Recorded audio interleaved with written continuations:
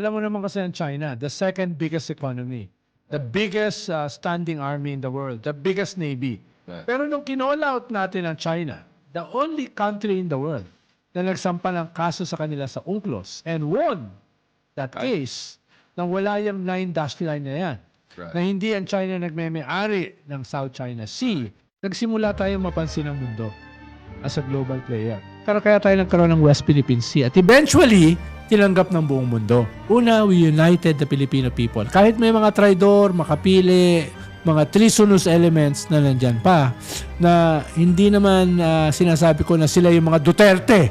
But you're a political affairs advisor to a former president. What would be your advice to President BBM? Well, una, we should never have left. Welcome back dito sa latest episode ng Pilipinas 360 Degrees. Kasama naman natin, fortunately, such good English, si Secretary Ronald Llamas. Thank you very much, Secretary Llamas. Hi. Sa previous episode, you were very calibrated and cautiously pessimistic. So let's see if in this episode we can be less calibrated but cautiously optimistic naman.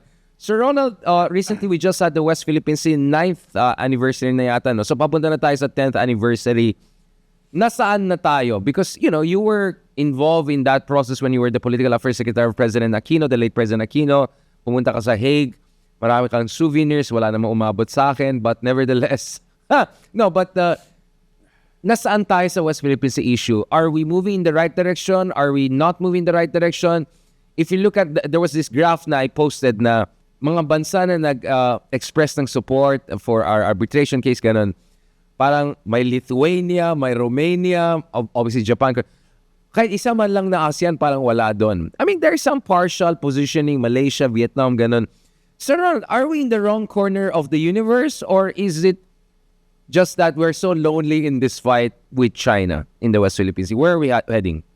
Well, alam mo naman kasi ang China, the second biggest economy, the biggest standing army in the world, the biggest navy. No? At meron pa silang Belt and Road Initiative, yung New Silk Road. Kaya, at may binubuo sila, yung BRICS, no?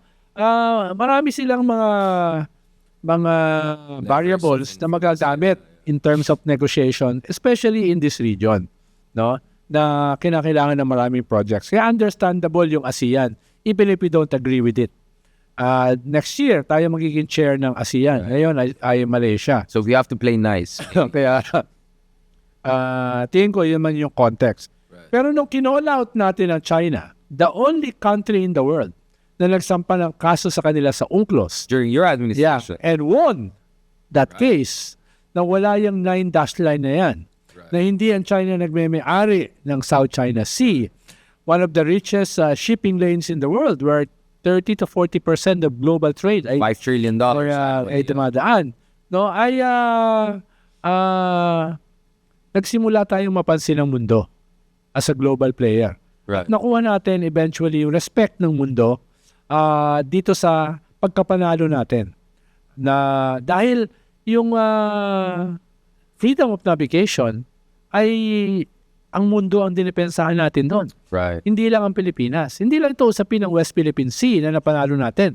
At napigilan natin pansamantala yung island building ng China na nag-flourish nung panahon ni Digong. No? Not to mention the sovereign rights of the smaller claimant states. We secured that by questioning the 9-line, claiming the entire basin. Medyo na-unite natin yung bansa Right. dito sa ating claims. More than 90% easily ng mga Pilipino na dati hindi alam itong West Philippine Sea, yung ating rights at saka yung resources na nandyan, ay ngayon nagigising. Diyan, lalo na yung kabataan. At huwag natin kalimutan, counting claim making, yung akbayan ang nagpangalan sa ating EEZ as the West Philippine Sea noong Si 2013. Congressman Walden Bell. Yes, Shout yes. out to Congressman Bell. Yes. So, huwag nilang kalimutan. It was a resolution in 2011. I remember. Yes, counting claim making lang. Konting shout out. Kaya tayo nagkaroon ng West Philippine Sea at eventually, tinanggap ng buong mundo. So, yun yung dapat makita nating gains nito. Una, we united the Filipino people. Kahit may mga traidor, makapili, mga treasonous elements na nandyan pa, na hindi naman sinasabi ko na sila yung mga Duterte. No, hindi ko sinasabi yun. Sinasabi yan, of course. Ay, overwhelmingly, more than 90% ng mga Pilipino, hindi kasama yung undecided. Malinaw yung kanilang posisyon. dito sa ating territorial waters. No? Ikalawa, yung sympathy ng mundo ay nasa atin. No? Kahit medyo tahimik yung ating mga kapitbahay sa ASEAN. Yung gobyerno yung nila. gobyerno. Hindi yung tao. Yeah. Yeah. Yung mga mamamayan dito sa ating paligid at yung mundo ay appreciated yung ating struggle dito. Halimbawa, nabanggit ko dati nung na-meet ko si Scholz, Chancellor ng Germany sa Berlin, more than a year ago. Si President Sanchez. Yun yung una niya sinabi. No, yun yung una sinabi. Si Macron, nung na-meet ko a year ago sa Paris, sa La Rotonde Restaurant, yun ang sinabi niya. At si Prime Minister Sanchez ng Spain, yun ang sinabi niya. Paano pa yung mga iba na hindi mo na-meet? Ibig sabihin, yung mundo ay gising dito. Yung mundo ay gising. Talagang you have to say the restaurant, no? Oo, baka kasi sabihin, binubutol. Baka sabihin, binubutol ko lang eh. Baka sabihin Michelin star by Sir Ron. Hindi yan Michelin. Speaking of DDS, okay, let's talk about it. Sir Ron, hindi ba tayo matakot na maban tayo sa... Well, hindi ako binigyan ng visa, but hindi tayo natakot na maban tayo sa China katulad ng mga heroes like yung may trabaho katulad mo kay Digong na si Senator Tolentino. Aren't you... Badge of honor daw na is banned from China now. What do you say about those kinds of heroes? Baka hindi badge of honor yun. Dahil nung 6 years na sa Duterte government siya, tumahimik siya. So friendly fire? Parang friendly fire. Parang tactics lang yan para sa kanya eh. Pero too late eh. Please ban me. Last month lang niya ginamit yung West Philippine Sea issue. Kaya yun, kulelat siya, talo siya. Mas mataas pa sa kanya si Heidi Mendoza. No, Mas mataas din si Heidi Mendoza kay Willie Revillame. So, so yun, good company. So, actually, hindi ako masyadong concerned dyan. No? Mas siguro, dapat sila yung maging concerned. Dahil, halimbawa, ang Vietnam, nagdi-drill sila dun sa Malaysia contested waters. Malaysia too, yeah. At wala silang pakialam sa China. Ang Malaysia, nagdi-drill sila. Yeah. Yung Indonesia, pinapasabog yung mga Chinese fishing vessels na pumapasok sa kanilang territory. Ibig sabihin, kahit hindi very public, open yung support sa atin itong mga claimant states sa ating UNCLOS victory, ay on their own, they're resisting China. Siguro dahil playing both sides lang sila dahil syempre marami ring investment ng China sa kanila. Sa atin kasi yung promisang Pledge trap. $25 billion na investment ng China kay Digong, no, for being their lucky, no, for being their asset sa Pilipinas ay hindi nag-pay off. Pero yung Pogo nag-pay off. Yung Pogo nag-pay off. Ano investment ng China? Hindi. No? At dun nagalit si BBM, I think, dahil nung state visit niya sa China, nirecycle lang yung commitment. Yung MOU. Nirecycle lang. At nakita naman niya yun. Matalino si BBM. It is the same recycled commitment kay Digong. He's so, no? I want to ask another important point, Secretary Llamas. So, last week, I suppose you were there, no? Yung kila Dindo Manhid, the Strat-based event. Yeah. I was abroad, so I could not attend this year. There was a Pulse Asia survey that showed na clearly, NCR, all in, we should take a strong stance. Yeah. Visayas, okay. But Mindanao, medyo iba yung kanilang, parang not the same level of enthusiasm, to put it mildly. Do we have a problem, regional problem in that sense? In a sense that hindi tayo on the same page? Yes and no. Dahil there are surveys and there are surveys. No? So, it's just one survey. Ikalawa ay mas ang contradiction ng Mindanao kasi ay yung Imperial Manila na parang the richest part of our country, Mindanao, hindi nakikinabang sa richest na yon.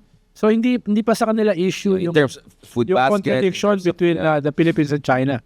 Mas ang issue sa kanila ay yung contradiction between Mindanao and ibig sabihin tayo mas nasabi sa kanila kaysa yung China. Kailangan nating mag-scale up in terms of giving Mindanaoans what is their due. Right. No? Kaya siguro isang dahilan yan, bakit nag-rally sila kay Duterte? Kahit masamang tao si Duterte, Mindanaoan pa rin siya. So, kailangan nating ayusin yan. That is a historic crime. Legitimate grievance. That is a historic crime. Bakit natin pinapabayaan ang Mindanao? The richest part of the country. No?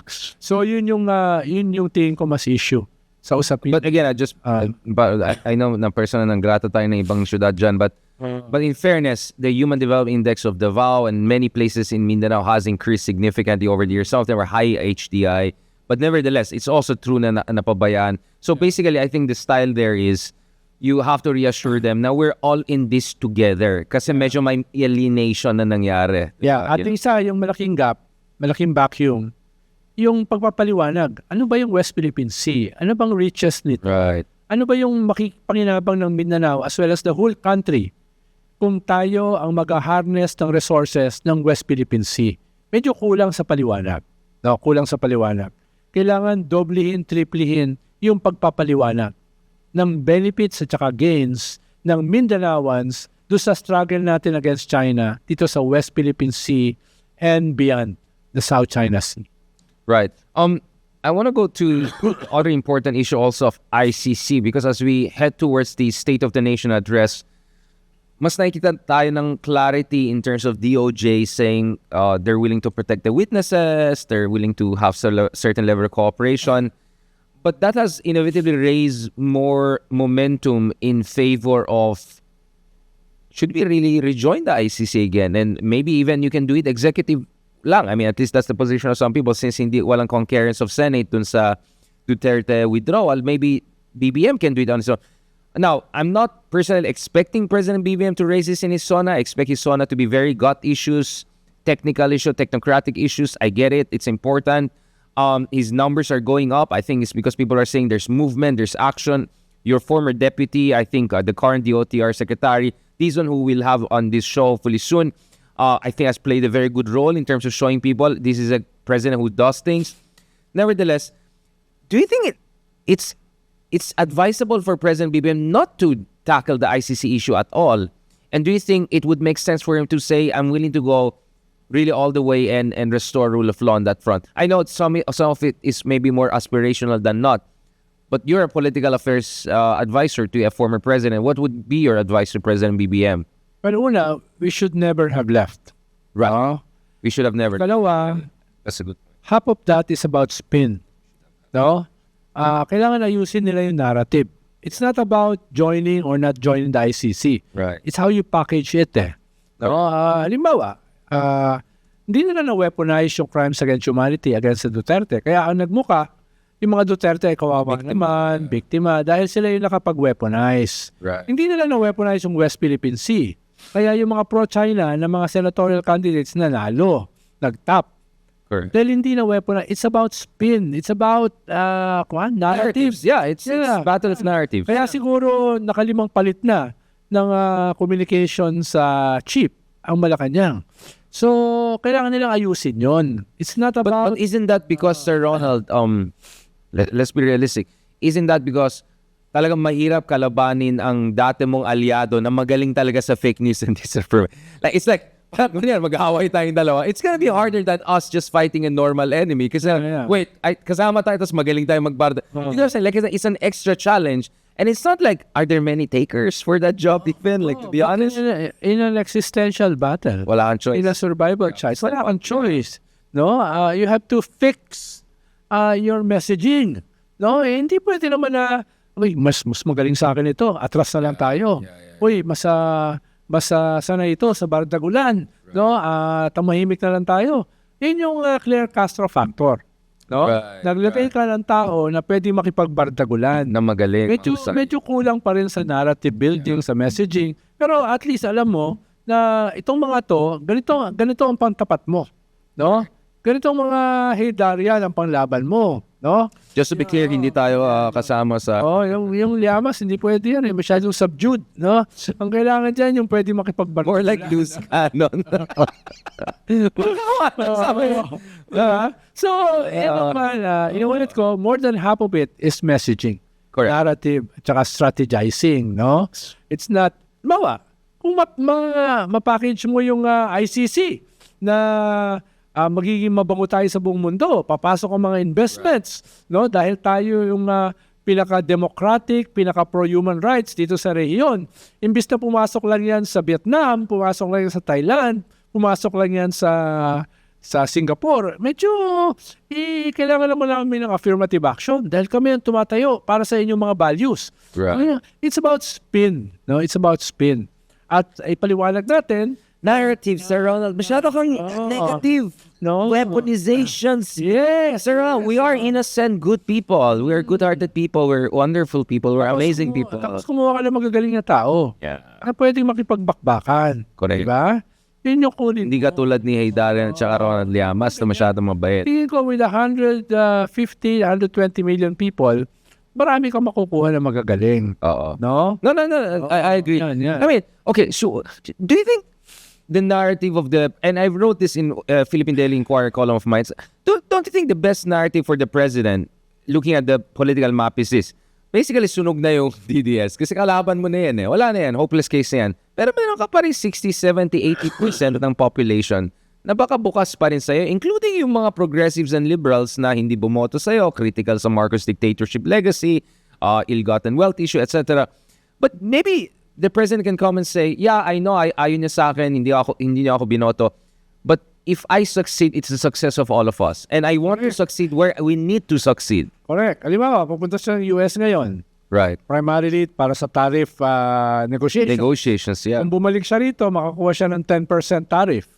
Kumpara sa Instead of 20%. 20, Then you brought the bacon. exactly. Diba? So, You help the Philippines. that's a plus for you. Tapos ikalawa, kung beyond yung iyong pinakita these last 2 months na mga low-hanging fruits, nakapila ka sa bus lane, sa EDSA, nakasumakay ka ng MRT, nilibre mo yung mga senior, 50% discount sa MRT, chine-check mo yung mga CR sa MRT, sa yung mga toilets, sa mga airport, etc. Beyond these low-hanging fruits, yeah. no, na nakatulong tumaas dahil nakikita ka na sa kalsada ka, no, hindi ka lang nasa Malacanang, ay dagdagan mo naman ng bacon. Dagdagan mo naman ng reform package, di ba? Wag naman na puro low-hanging fruits lang.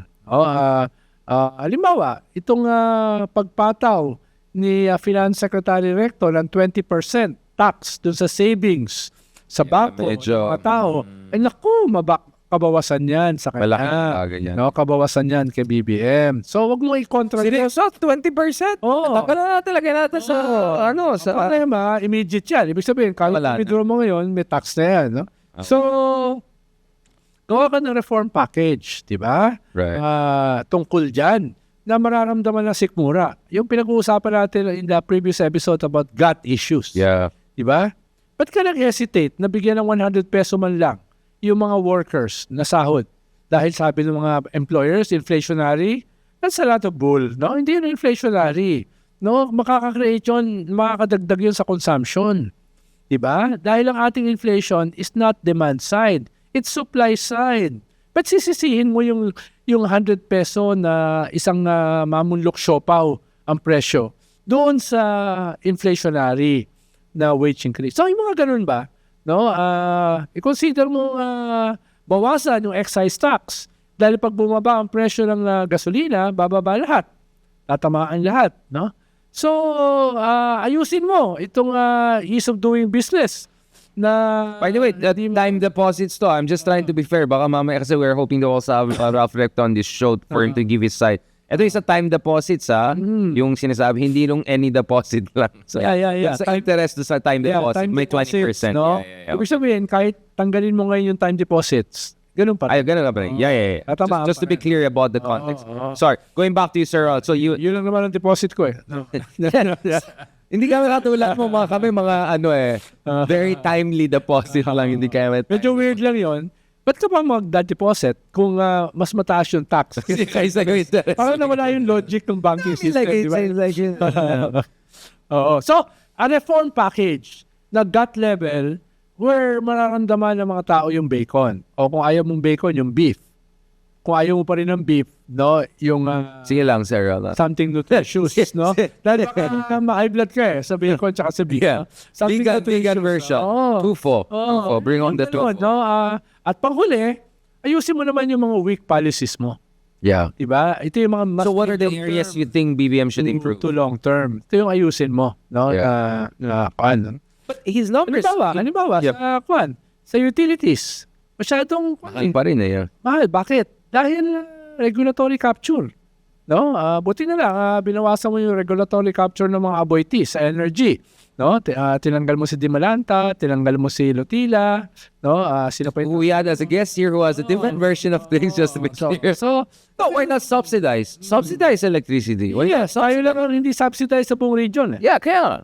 That's common Kaya sense. tayo yung second to Japan or third to Japan and Singapore, tayo pinakamataas. Pero ibang-iba naman ang Singapore at saka Japan. The first world, practically. Taas No? na income 10 times. Yeah. So, bakit at sa buong reyon, bakit mas mataas tayo? Dahil hindi tayo subsidized. Right. Diba? So, debt policy. No, gagawa na naman si Shelo Magno ng rap niya dahil gumawa siya ng rap a week ago, yung Rapper na siya ngayon. Hindi na siya, tax ng ina mo. hindi na siya saxophone. Yun yung kanyang rap. Yung susunod naman niya, utang ng ina mo. No, yung ganyan. So, Saan niya nakakuha yung mga ganitong ideas? may nagsasuggest yata sa kanya. Parang mali ata. But anyway, bago ako ma-cringe sa iyo, Sir Ronald, for making weird suggestion. Last point, it's not what ICC. So, where this ICC going? Mukhang at least yung interim release medyo malabo. Wala na yun. Wala na yan. At least naging ngayon na tao. Apparently, there's a news that si Kaufman, yung ano nila, was involved in communicating, some would say, threat to Karim Khan, the warrant of arrest issues against some Israeli leaders, etc., and also potential additional warrant of arrest for, I don't know, was it Ben Gavir or Smotrich or some of these people. So mukhang itong Kaufman na to ay medyo maraming maraming ginagawa, so baka magaling talaga hinar nila Digong. Magaling ba? Sa mga Magaling or epic fail. Dahil yung hilar nila, galit talaga yung korte. inawa.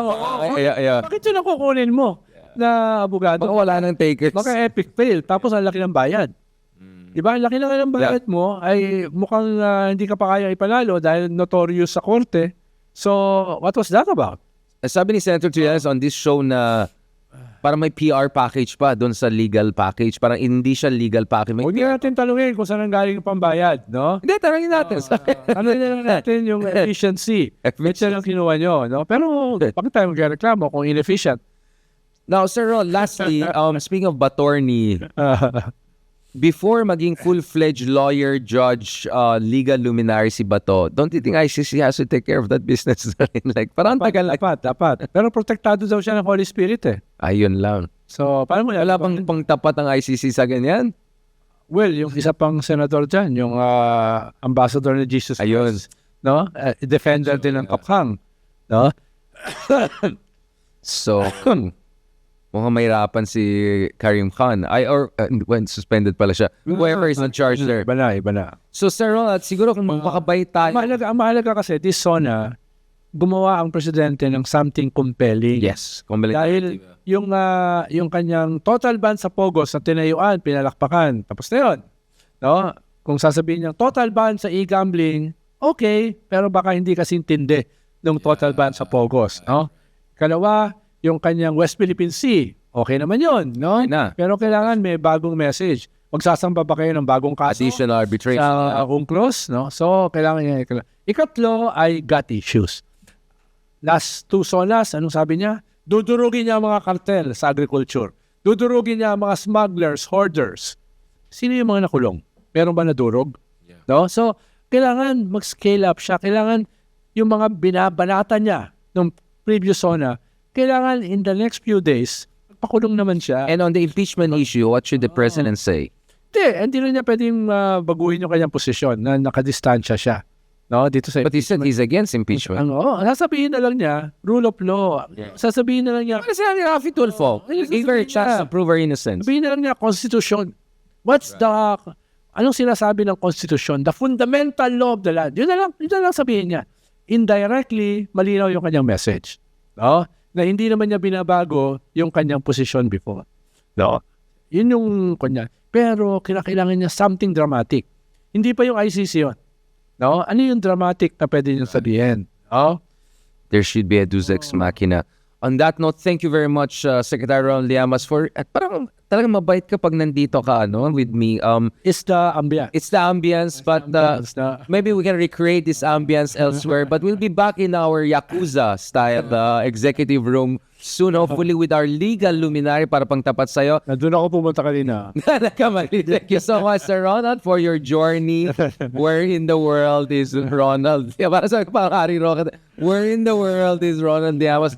On that note, I would say pretty mas good feel ako sa ganitong episode. Parang yung last episode na depress tayo na konti.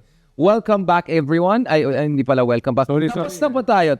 Sorry, I'm a disgrace. Hindi ako makarelate dun sa na-depress ka. Parang hindi ako dagay. Kasi emotional ako Emotional tayo. Hindi daw tayo nag-isip. Emotional lang tayo as emotional people. Radical na pagmamahal natin sa bayan.